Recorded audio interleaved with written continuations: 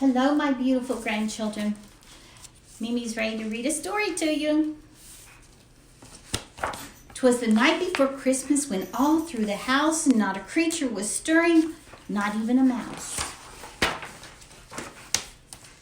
The stockings were hung by the chimney with care in hopes that St. Nicholas soon would be there. The children were nestled all snug in their beds while songs of sugar plums danced in their heads. And Mama in her kerchief and I in my cap had just settled down for a long winter's nap.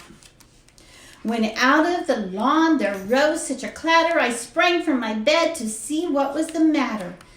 Away to the window I flew like a flash, tore open the shutters and threw up the sash. The moon on the breast of the new fallen snow gave a cluster of midday to objects below. When what to my wondering eyes should appear but a miniature sleigh and 8 tiny reindeer. With a little old driver so lively and quick, I knew in a moment it must be St. Nick.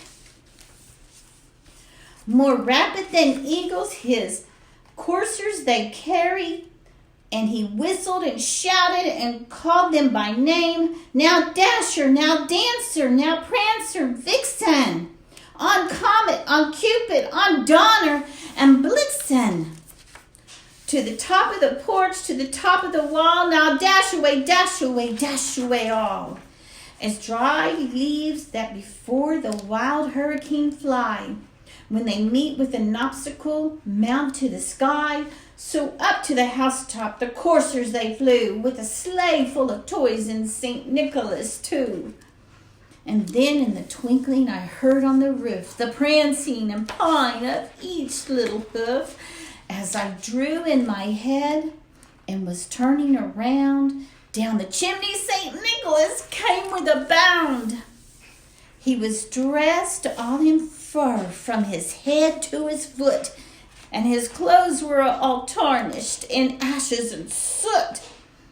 A bundle of toys he had flung on his back, and he looked like a peddler just opening his pack. His eyes, how they twinkled, his dimples, how merry.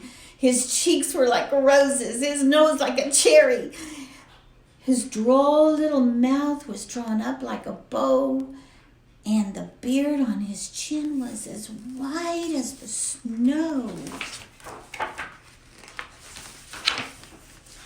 The stump of a pipe he held tight in his teeth, and the smoke, it encircled his head like a wreath. He had a broad face and a little round belly that shook when he laughed like a bowlful of jelly.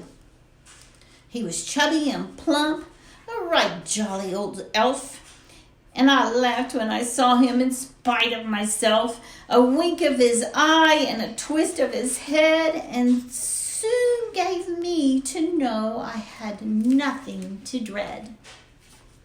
He spoke not a word, but went straight to his work and filled all the stockings, then turned with a jerk.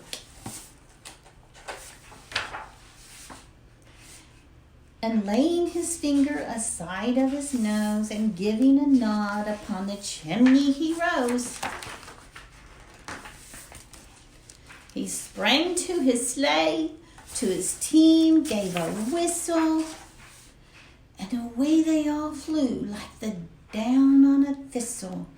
And I heard him exclaim, ere he drove out of sight, Merry Christmas to all, and to all a good night.